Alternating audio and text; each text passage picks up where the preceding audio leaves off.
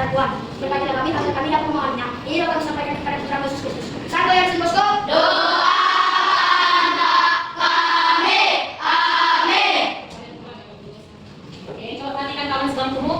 Hadir? Tidak ada. Hadir semua? Ada. Siapa yang tidak datang? Katanya cerai. Sakit ya. Jadi doakan kawan juga cepat sembuh ya. Oke, nah hari ini kita belajar mata pelajaran coding. Sebelumnya, siapa yang sudah pernah dengar kata coding? Tidak pernah. Kamu tahu apa coding? Coding itu seperti pembuatan secara teknologi. Pembuatan secara teknologi yang baik. Oke. Nah, coba siapa di sini yang pernah membuat teh manis atau kopi atau memasak mie instan? Siapa yang pernah? Semuanya. Oke. Coba turun tangan. Yang membuat teh manis. Siapa yang pernah? Semua juga turun tangan. Oke. Nah, pada saat kamu membuat teh manis, pasti ada urutan langkah-langkah yang kamu lakukan. Nggak mungkin kamu buat teh manis langsung pertama buat teh manis kamu apa yang kamu buat?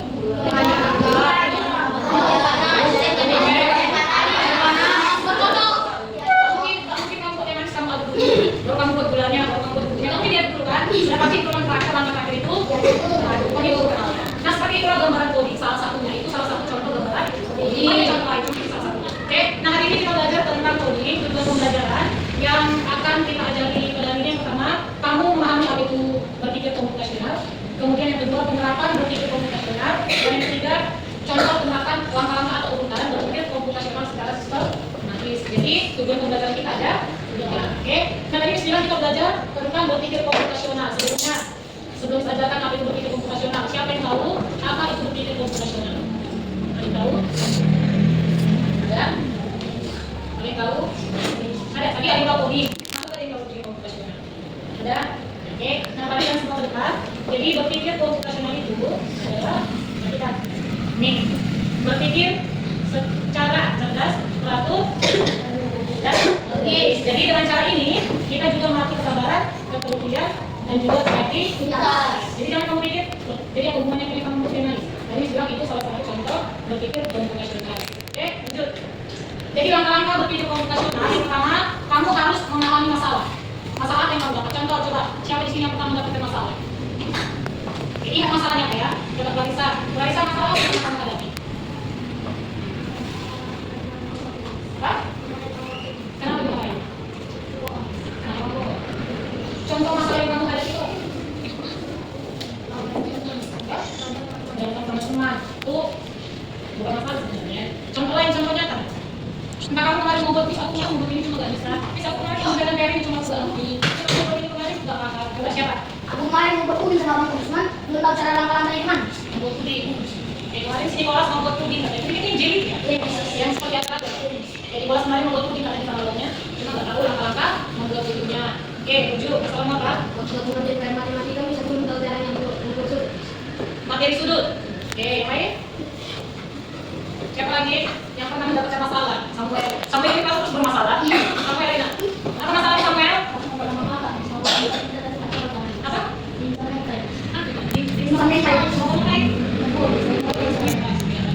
Oke, nah itu tadi masalah-masalah yang kamu hadapi. Nah, masalah-masalah yang kamu hadapi bisa kamu selesaikan dengan cara berpikir komputasional. Coba perhatikan pengertiannya. Berpikir cerdas, teratur, dan logis. Jadi untuk memecahkan suatu masalah, yang tiga ini harus kamu kuasai. Cerdas, teratur, dan juga mari bisa kamu menyelesaikan suatu masalah kalau kamu tidak berpikir. Oke, lanjut. Di sini tadi ada langkah-langkah berpikir komputasional. Jadi yang pertama, kamu tahu dulu apa masalahmu. Kamu pahami apa masalahmu. Kalau tidak kamu pahami masalahmu, kamu tidak bisa menyelesaikannya. Oke, dengan cara kamu memahami masalahmu, berarti kamu sudah berpikir logis dan juga cerdas. Kemudian yang kedua, ada namanya dekomposisi. Ini masuk ke dalam prinsip komputasional. Dekomposisi, pengenalan pola, abstraksi, sama berpikir algoritma. Jadi nanti contoh-contoh yang kamu buat tadi, masalah-masalah yang kamu buat tadi, nanti kamu bilang masalah itu tadi masuk di mana? Apakah dekomposisi, pengenalan pola, abstraksi, atau berpikir algoritma? Ingat masalah tadi ya, yang kamu bilang sama Miss.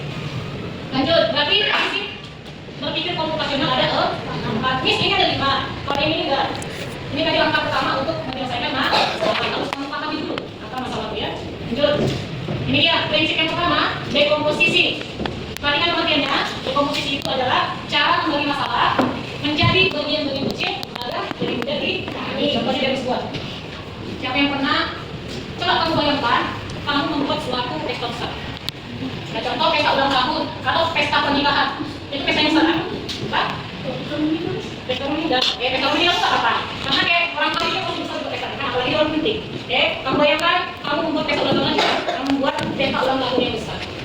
Jadi untuk membuat sebuah pesta yang besar, pasti banyak hal yang kamu lakukan, ya kan? Nah di sini masalahnya. Yang pertama, apa aja yang harus kamu persiapkan untuk membuat pesta yang besar? Beda. Biasa, beda. Makanannya. Makanannya. Membuat hiasan. Makanannya biasanya. Bayar tahunnya. Bayar tahunnya. Bayar kata. Bayar apa lagi? Bayar kursi. Bayar kursi. Hadiahnya. Mengirim pesan. Mengirim pesan. Mengirim pesan maksudnya? Membuat undangan. Nah itu tadi masalah kamu adalah kamu mau membuat sebuah pesta ulang tahunnya besar. Jadi kamu bingung merasa terbebani. Gimana cara membuat ini ya? Itu masalah besarnya. Perhatikan pengertian, pahami pengertian dari komposisi. Ada masalah besar. Kamu bagi menjadi bagian-bagian yang lebih kecil. Kamu bagi ini. Tadi masalah besarnya pesta ulang tahun. Jadi pesta ulang tahun ini biar kamu gampang menyelesaikan masalah yang kamu bagi. Si ini ngerjakan bagian ini, si ini ngerjakan bagian ini. Contoh, Nicholas nanti kerjakan bagian yang membuat kue ulang tahun ya. Kemudian si Amara ini membuat undangan program ya. Kemudian si Nakama nanti kerjanya bagian MC, itu hiburan. Kemudian si Eskia nanti kerjanya pada sisi juga. Buat tenda. Menyiapkan tempat. Apa lagi? Kemudian si Cikayola kerjanya apa kita buat? Masak makanan. Oke. Nah itu masalah yang tadi kita pilih menjadi bagian-bagian yang lebih kecil. Kalau kita pilih menjadi bagian yang kecil, maka masalahnya cepat selesai. Kalau hanya satu orang yang kerjakan, pasti penyelesaiannya membutuhkan waktu yang banyak. Seperti itu maksud dari komposisi. Oke. Lanjut yang kedua. Prinsip yang kedua yaitu pengenalan pola. Perhatikan pengertiannya. Pengenalan pola adalah kemampuan untuk mengenali susunan yang teratur dan berulang dalam bentuk pola. Nah untuk materi seni rupa, tadi kita pakai ya. Nah ini untuk seni rupa. Jadi untuk matematika pun tidak bisa ajar sama kamu. Apa nih? Contoh yang lain yang pernah sama-sama mengerjakan yang lembar, yang itu kan kayak lembar pakai kelompok. Kan ada kan? Kita mulai juga lihat. Bahwa di situ kayak ada huruf sama angka baca. Ini nomor berapa? Atau bisa kasih nomor, sebutkan nama kelompoknya apa seperti itu kan? Itu juga termasuk ke dalam contoh pengenalan pola. Jadi bukan hanya dalam seni rupa ada pola seperti ini, tapi dalam matematika juga ada namanya pola angka. Pola angka juga itu menumbuhkan kita untuk berpikir kritis. Seperti kamu kemarin mengerjakannya, pasti kamu berpikir kan? Apa ini? Ya kan? Nah seperti itu contoh dari pengenalan pola. Kemudian yang ketiga ada namanya abstraksi. Coba perhatikan pengertian abstraksi. Sama-sama baca satu tidak? Abstraksi adalah praktik mendahulukan informasi penting dan mengabaikan informasi lainnya yang tidak terlalu dibutuhkan. Oke, jadi abstraksi ini gambarnya seperti ini. Jadi kamu lebih mementingkan, misal contoh, kamu orang barat, jadi kamu tidak tahu dengan lokasi sekolah kita. Oke. Jadi kamu ada dikasih kertas peta dengan sekolah kita. Jadi contoh kamu mau ke kantor guru, kamu datang ke kantor guru. Jadi kamu tidak nanya, kantor guru ada di sebelah sini. Itu di sini, yang lain di sini kalau bayarnya jangan fokus pada dengan jalan gitu. Kalau menurut saya bagus belok. Jadi yang di sekitarnya, di sini enggak, di sini tapi kamu berada di sebelah kiri. Kalau di dalamnya, sama Pak, misalnya kantor guru di sebelah. Jadi kalau bayarnya aja, fokus kamu sama bagian-bagian yang lebih baik. Seperti itu gambaran abstraksi. Setelah abstraksi, lanjut yang ke coba ini satu lagi contoh abstraksi. Abstraksi dapat ditemukan di kegiatan sehari-hari seperti memasak nasi juga ya. Kita dapat menjelaskan manfaatkan seperti memasak nasi dimulai dari mencuci beras hingga bersih dan memasaknya dengan rice cooker. Ini kalau masak nasi lebih ke langkah-langkah algoritma di sebelah ini ya. Yang berikutnya berpikir algoritma atau algoritmis. Baca sama-sama 1, 2, 3 ya.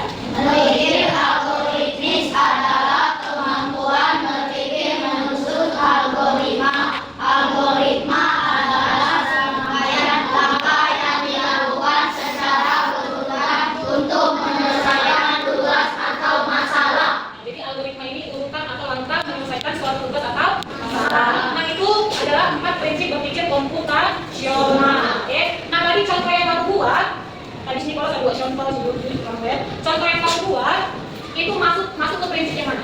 Tadi kalau katanya tidak tahu buat begini sama abangnya. Jadi masalah kamu masuk ke contoh yang mana?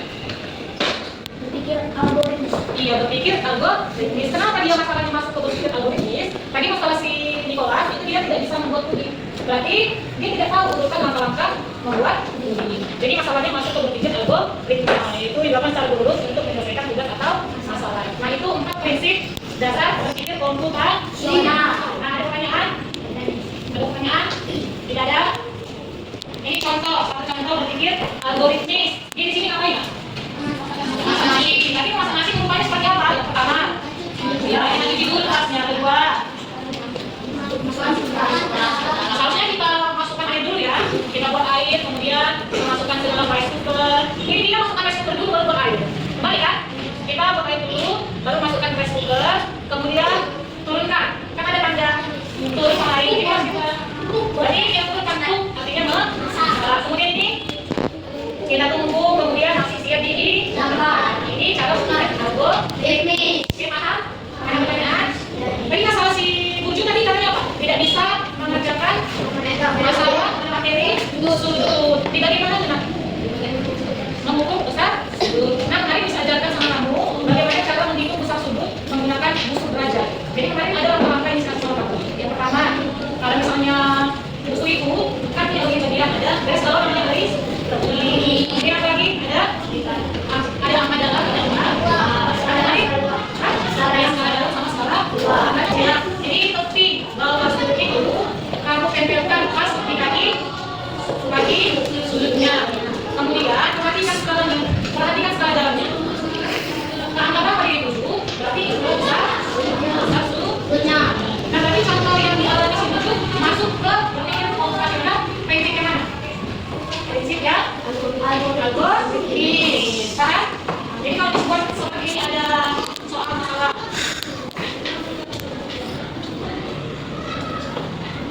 jawabannya apa? Jawabannya apa? 12. Kenapa jawabannya 12? Karena dia polanya tambah 3. Oke, di sini tambahkan dalam mesti pola seperti 3, 6, 9. Tapi polanya tambah 3. Nah, ini masuk ke prinsipnya mana? Prinsipnya mana? Ayo. Prinsipnya mana? Pengenalan? Oke, paham? Paham? Nah, di sini Miss ada lagi tugas kamu. Miss ada kelompok atau berindividu?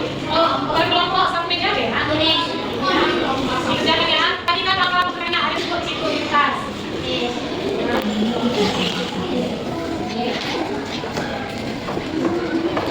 Tunggu enak sekali. Tangannya ke bawah aja sesi. Ya. Ya, perhatikan langkah kamu kerjakan mana? Ada di sini buat. Bapak, kalau ada yang tidak paham, tanya sama Miss. Miss kasih waktu mengerjakan. Gosok lagi ya. Menit cukup. Cukup ini. Udah siap? Belum ini. Ya, udah siap ya. Udah siap?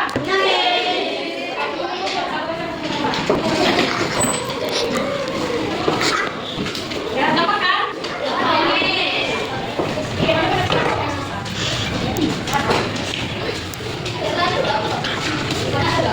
Oke, nah siapa yang bisa menyimpulkan pelajaran kita hari ini yang disampaikan hari ini? Yang bisa menyimpulkan aplikasi komputasional dan apa saja prinsip komputasional yang bisa satu kali itu usah panjang-panjang kali harus apa yang bilang tadi dua semua di bisa disediakan gimana ya? Si Marisa, kalau nggak tahu ya, gimana tuh? Nggak usah panjang kali. Gimana tahunnya?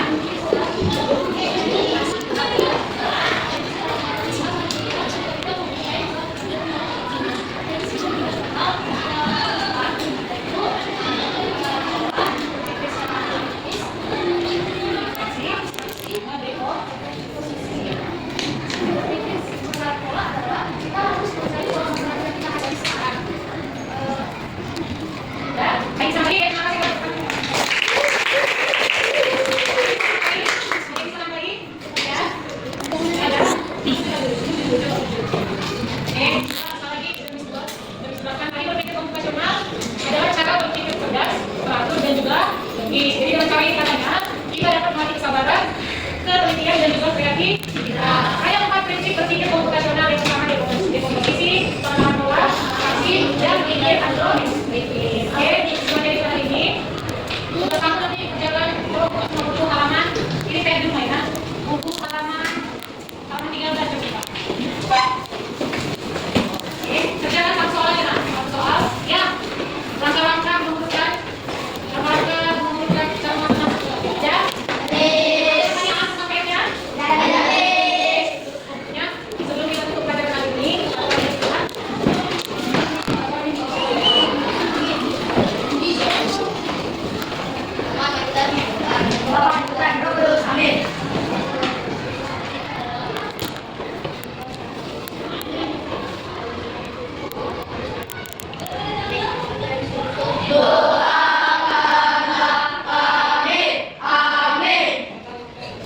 Oke, selamat siang semua.